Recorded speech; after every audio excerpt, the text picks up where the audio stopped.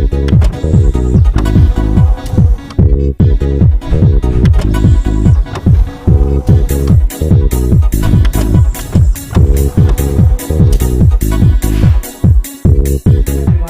our channel English with Ashish Kumar. This is Ashish Kumar and I welcome you on my channel. This channel is completely dedicated for learning English. यह channel जो है हमारा ये पूरी तरह से English सीखने के लिए डेडिकेट किया गया है. And on our channel you may learn spoken English, competitive English, language literature, many things are there. मैं आपको यहाँ पर मैं बहुत सारी चीजें सिखाने की कोशिश करूंगा. And specially my focus would be on competitive English और English related to bank, railway, SSC, NDA, CDS, MBA. इस तरह के जो एग्जामिनेशन है उससे रिलेटेड मेरे स्टेप्स ज्यादा इस चैनल पर आएंगे. And spoken English steps would also be there. Some literature, some stuffs related to literature would also be there. बहुत सारी चीजों को अमलगमेट करके एक साथ कंपाइल करके मैंने इस चैनल को बनाने की कोशिश की है. And I hope you guys would like it और आपको ये पसंद आएगा. पहले मैं आज बात करने जा रहा हूं कॉम्पिटिटिव एनवायरमेंट की, कॉम्पिटिटिव इंग्लिश के एनवायरमेंट की. आप कोई एग्जाम की तैयारी करते हैं, for example if you are preparing for bank, SSC, management और किसी और भी चीज की, suppose for NDA, air force, navy वगैरह एग्जाम की तैयारी करते हैं, तो जो कॉम्पिटिटिव इंग्लिश का जो सेक्शन होता है उसमें कौन सारी चीजें आती है, क्या क्या चीजें आती है, that I will be discussing today. और एक चीज ये भी रहेगी कि my mode of speaking would be English. Means I will be speaking Hindi plus English, not throughout Hindi. My mode of teaching would be English, ताकि आप में से जो English समझते हैं they will also be benefited. At the same time जिनको हिंदी समझ में आती है उनको भी बहुत सारे फायदे होंगे. तो जैसे मैंने कहा कि आज मेरा जो मोटो है वो है आपको कॉम्पिटिटिव इंग्लिश से रिलेटेड बातें बताने की. और सबसे पहले हम लोग जानेंगे कि किसी एग्जाम के कॉम्पिटिटिव इंग्लिश जो परफॉर्मा होता है, जो क्वेश्चंस आते हैं वो किस तरह के क्वेश्चंस होते हैं और किन चीजों के क्वेश्चंस ज्यादा आते हैं. पहले तो आपको ये जानना चाहिए कि किसी भी लेवल की अगर आप कॉम्पिटिटिव एग्जामिनेशन की तैयारी करते हैं किसी भी लेवल का, तो उसमें कुछ खास पैटर्न होता है जो जरूर होता है और उसमें आता ही आता है. जैसे सबसे पहली चीज, किसी भी कॉम्पिटिटिव एग्जामिनेशन में खासकर इंग्लिश के क्वेश्चंस की बात करें तो आपको कॉम्प्रिहेंशन आता ही आता है. कॉम्प्रिहेंशन तो स्कूल एग्जामिनेशन तक में आता है, जैसे रीडिंग सेक्शन कह सकते हैं आप. तो कॉम्प्रिहेंशन हर एग्जामिनेशन में आता है. और मैंने ये देखा है कि the students basically belong to Bihar area or UP area, those who mainly do not speak in English, जो English नहीं बोलते, and even those who speak in English, they find it very uncomfortable, they find it very inconvenient. ये उनको आसानी नहीं होती, इसमें बहुत परेशानी होती है. मैं आपको बताने की कोशिश करूंगा, I'll be trying to teach you and I'll be trying to guide you कि कैसे आप इस सेक्शन को आसानी से डील करें और कैसे कॉम्प्रिहेंशन आपके लिए परेशानी का सबब ना बने, बल्कि आपको ये मजा आए करने में. क्योंकि हर कॉम्पिटिटिव एग्जामिनेशन में, हर कॉम्पिटिटिव इंग्लिश एग्जामिनेशन में आपको कॉम्प्रिहेंशन आना ही आना, चाहे छोटा पैरा है चाहे बड़ा पैरा है, 2-3-4 पैराज आए, आधे ही आने, और उसी में से क्वेश्चंस होते हैं, बहुत सारे ट्रिकी क्वेश्चंस होते हैं. इसलिए हमें कॉम्प्रिहेंशन को सबसे पहले देखना है और कॉम्प्रिहेंशन पर भी बातें करेंगे. कॉम्प्रिहेंशन के बाद जो दूसरी चीज है जो हर कॉम्पिटिटिव इंग्लिश एग्जामिनेशन में आएगी ही आएगी, वो है आपके ग्रामर. ग्रामर से क्वेश्चंस होते ही होते हैं. ग्रामर से आपको किस किस चीज के क्वेश्चंस होंगे? पहला तो आपको पार्ट्स ऑफ स्पीच का क्वेश्चन होगा. पार्ट्स ऑफ स्पीच का मतलब noun, pronoun, verb, adjective, adverb इत्यादि इत्यादि के क्वेश्चंस होंगे. उसके बाद इसमें आपको मेनली इन सबों में से कॉमन एरर्स के क्वेश्चन ज्यादा पूछे जाते हैं. इसमें एरर डिटेक्शन करना पड़ता है, हमें एरर्स को फाइंड आउट करना पड़ता है. दूसरी चीज जो इसमें आएंगे उसमें आपको ट्रांसफॉर्मेशन के क्वेश्चन होते हैं. ट्रांसफॉर्मेशन का मतलब हो गया active to passive, direct indirect, removal of too, interchange of sentences, degrees. इस तरह के क्वेश्चंस को हम लोग ट्रांसफॉर्मेशन कहते हैं. वो भी ग्रामर सेक्शन का ही हिस्सा होता है, वो आपको उसमें मिलेगा ही मिलेगा. उसके बाद भी और सारी चीजें, जैसे आर्टिकल से भी क्वेश्चंस बनता है, खासकर प्रेपोजिशंस के भी बहुत से एरर आते हैं. पार्ट्स ऑफ स्पीच में प्रेपोजिशन भी आता है हमारा. उसके बाद जेरेंड है, पार्टिसिपल है, infinitive with to, without to, मतलब नॉन फाइनाइट वर्ब्स वगैरह. तो ग्रामर का एक पूरा पैकेज होता है और ग्रामर की जितनी अच्छी जानकारी रहेगी आपको उतने ही ज्यादा सेक्शंस की और उतने ही ज्यादा चांसेस है आपको ग्रामर डील करने के. ग्रामर के बाद जो एक सेक्शन है जो अक्सर एग्जामिनेशंस में रहेंगे ही रहेंगे, वो है आपके वर्ड्स. अब वर्ड्स में भी कई तरह की चीजें आएंगी, जैसे आपको एंटोनिम्स, सिनोनिम्स आएंगे, समानार्थक शब्द, विलोम शब्द. Definitely antonyms would be there in any examination. इसमें आपको वन वर्ड सब्स्टिट्यूशन आ सकता है, for example cure for all disease, remedy of all disease, उसे वन वर्ड में आप क्या बोलेंगे, तो उसे कहते हैं पैनासिया रामबाण। तो इस तरह से आपको वन वर्ड सब्स्टिट्यूशन आ सकता है इसमें। और भी वर्ड से रिलेटेड अगर कुछ और एक्सरसाइज हो सकते हैं तो वो भी दिए जा सकते हैं। उसके बाद वर्ड्स में ही आप चाहें तो एक और चीज इंक्लूड कर सकते हैं, idioms and phrases. Competitive examinations में इडियम्स एंड फ्रेजेस भी बहुत ज्यादा पूछे जाते हैं और इनसे भी एक या दो क्वेश्चंस होते ही होते हैं। तो आपको जिस एग्जाम की तैयारी करते हैं, आप सपोज आप एसएससी की तैयारी करते हैं, if you are preparing for banks, if you are preparing for management, तो उसमें एक खास पैटर्न का इडियम्स एंड फ्रेजेस ही पूछा जाता है, खास पैटर्न्स के वर्ड्स ही पूछे जाते हैं। If you have command over it तो आपके काफी सारे मार्क्स फेच कर देगा ये सेक्शन भी।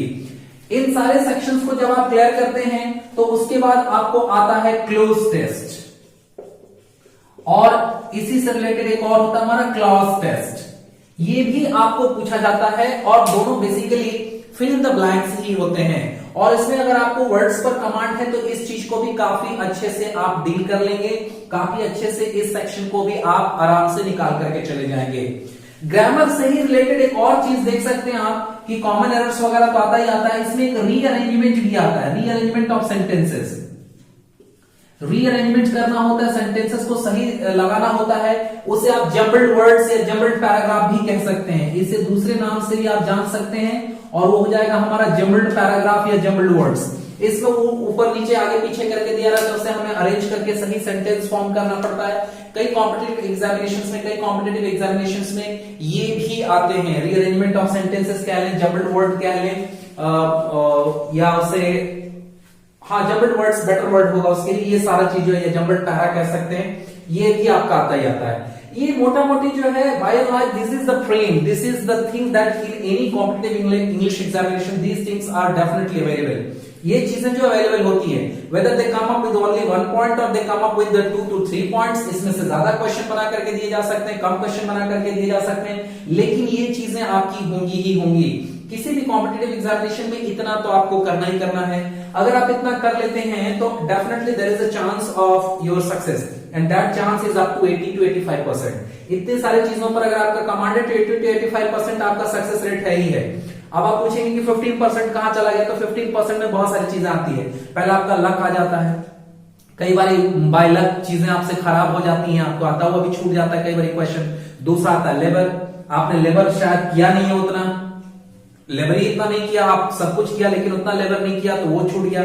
और एक चांस भी होता है, आपको मौका ही नहीं मिला, अपॉर्चुनिटी नहीं मिली, वो भी एक गड़बड़ हो जाता है। तो ये तीन चीजों का भी बड़ा रोल है, they play pivotal role in one's success as well. That's why I said 80 to 85% ये चीज आपका कवर कर देगा। लेकिन ये सारी जो चीजें हैं इनसे आप इसमें एक दो चीज और भी अगर ऐड कर सकते हो, जैसे स्पेलिंग, आप कहेंगे कि स्पेलिंग आपने छोड़ दिया, स्पेलिंग भी तो आता है, तो स्पेलिंग को भी आप वर्ड्स के अंदर ही रख सकते हैं कि स्पेलिंग वाली बात भी वर्ड्स के अंदर ही आती है। तो इसमें एक आध दो चीजें अगर छूट रही हैं तो उसमें आप उसको वर्ड्स में या इन्हीं सब चीजों के बीच में से कोई एक चीज निकल करके आता है। लेकिन ये सारी की सारी जो चीजें हैं ये हमारे जो आती हैं ये पीटी एग्जाम्स की चीजें हैं। पीटी का मतलब होता है प्रिलिमिनरी टेस्ट, प्रारंभिक परीक्षा।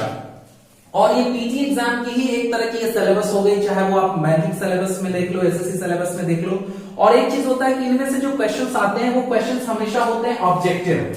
इनमें जो भी क्वेश्चंस आते हैं वो ऑब्जेक्टिव क्वेश्चन होते हैं। ऑब्जेक्टिव क्वेश्चन का मतलब होता है 1 नंबर वाले क्वेश्चन, उनका जो मार्किंग होता है हर एक क्वेश्चन का 1 नंबर होता है। कई एग्जाम्स ऐसे होते हैं जिसमें अगर आप एक क्वेश्चन का आंसर गलत करते हो तो उसमें आपको 0.25 नंबर्स काट लिए जाते हैं, मतलब उसमें नेगेटिव मार्किंग होती है। और कई एग्जाम्स ऐसे होते हैं जिसमें नेगेटिव मार्किंग नहीं होती है। तो जिन एग्जामिनेशंस में नेगेटिव मार्किंग है उसमें जितना आपको कंफर्म रहता है, जितने पे आपको गट फीलिंग आती है कि ये सही है मेरा आंसर, आपको उसे अटेम्प्ट करना चाहिए। If you feel anything that you are not sure about तो आपको उसको छोड़ देना चाहिए, तो कई बार नेगेटिव मार्किंग हो जाएगी। अब ये पीटी जब आप क्लियर कर लेते हैं तो उसके बाद कई एग्जामिनेशन आते हैं जिसे हम लोग कहते हैं मेन। तो ये जो मेन एग्जामिनेशन होता है इसमें भी आपका ऑब्जेक्टिव सेक्शन होगा ही होगा, उसमें आपको ऑब्जेक्टिव सेक्शन थोड़ा सा ही सही लेकिन होता ही होता है। और उसके बाद जो चीज मेन एग्जामिनेशन में खास तरीके से देखी जाती है वो होती है हमारी डिस्क्रिप्टिव इंग्लिश। फिर हमें ऑब्जेक्टिव इंग्लिश से काम नहीं चलता है, हमें डिस्क्रिप्टिव इंग्लिश पर जाना पड़ता है। और डिस्क्रिप्टिव इंग्लिश में हमारी कई तरह की चीजें आती है, जैसे लेटर राइटिंग हो सकता है, ऐसे राइटिंग हो सकता है, प्रेसिस हो सकता है, संक्षेपण जिसे हिंदी में कहते हैं, बड़े पैराग्राफ को छोटा करना। कई बार इसमें आपको पिक्चर स्टोरी राइटिंग हो सकती है, पिक्चर देख करके आपको स्टोरी लिखनी है और उस पर आपको टारगेट देने हैं। ये सारी चीजें मेन एग्जामिनेशन में आती है। बट मेन एग्जामिनेशन के बारे में बात बाद में कर लेंगे। पहले हमारा टारगेट होना चाहिए कि हम उसका प्रिलिमिनरी राउंड यानी प्राथमिक राउंड, पहला चरण क्लियर करें। And if that portion is clear, definitely you would be prepared for main, और फिर मेन की तैयारी की जाएगी। तो मैं जो यहाँ पर मैं आपको वीडियोस बना करके दूंगा, उसमें से मेरी कोशिश रहेगी कि मैं कभी आपको कॉम्प्रिहेंशन सेक्शन छोटे छोटे से स्टार्ट करके बड़े बड़े कॉम्प्रिहेंशन तक ले जाऊं, और बड़े बड़े कॉम्प्रिहेंशन तक जब मैं पहुंचूंगा तो आप छोटी वीडियोस जो बाद में जुड़ेंगे वो हमारे प्रीवियस क्लासेस के वीडियोस देख करके बेनिफिटेड हो जाएंगे। मैं ग्रामर के रूल्स भी डिस्कस करने की कोशिश करूंगा, जितना हो सके मैं ग्रामर्स की बारीकियों को, क्योंकि आप लोग बुक्स पढ़ते होंगे और आपके पास बुक्स में अच्छी अच्छी नोट्स भी बना रखी होगी, तो मेरी कोशिश रहेगी कि मैं उसको क्लियर करूं और उसमें से और भी अगर कोई जुड़ी हुई बातें हैं तो मैं आपको वो बताऊं। वर्ड्स, इडियम्स एंड फ्रेजेस का दायरा बहुत बड़ा है, ये बहुत बड़ा है। इसके लिए मैं आपको कहूंगा कि आप कलेक्ट करें, और इसमें से भी जो कुछ खास सीरीज होगी वर्ड्स की, इडियम्स एंड फ्रेजेस की, वो मैं देने की कोशिश करूंगा। मेरी जो वीडियोस होंगी वो हो सकती है थोड़ी बड़ी हो जाए, क्योंकि मेरी जो वीडियोस कॉम्पिटिटिव इंग्लिश पर बनेंगी उसका बड़ा होना बनता है, क्योंकि ये इतना बड़ा टॉपिक है कि इसको छोटे छोटे वीडियोस में बनाना मुश्किल है। लेकिन अगर आप स्पोकन इंग्लिश की बात करें, if you are really willing to speak in English, तो उसके लिए मेरा एक और चैनल है, फ्लुएंसी स्पोकन इंग्लिश। इस वीडियो के लिंक में मैं उसका डिस्क्रिप्शन में मैं लिंक दे दूंगा, आप उसको देख लेंगे। स्पोकन इंग्लिश के लिए मेरी सबसे ज्यादा वीडियोस स्पोकन इंग्लिश की उस चैनल पर आएगी, और इस पर से स्पोकन इंग्लिश की वीडियोस पर भी एक आध दो चार तो रहेंगी ही रहेंगी, कॉम्पिटिटिव इंग्लिश की ज्यादा वीडियोस रहेंगी, और कुछ लिटरेचर से रिलेटेड वीडियोस भी रहेंगी। आई होप आपको मेरा चैनल पसंद आए, और अगर पसंद आए आप तभी इसको प्रमोट करना। मैं आपको प्रमोशंस के लिए नहीं बोलूंगा, मैं बोलूंगा आप सीखो, सीख करके एग्जाम क्रैक करो। मेरी तरह वीडियोस बनाने वाले बहुत हैं, और आपको कहीं ना कहीं से हेल्प जरूर मिलेगी। Thanks for watching.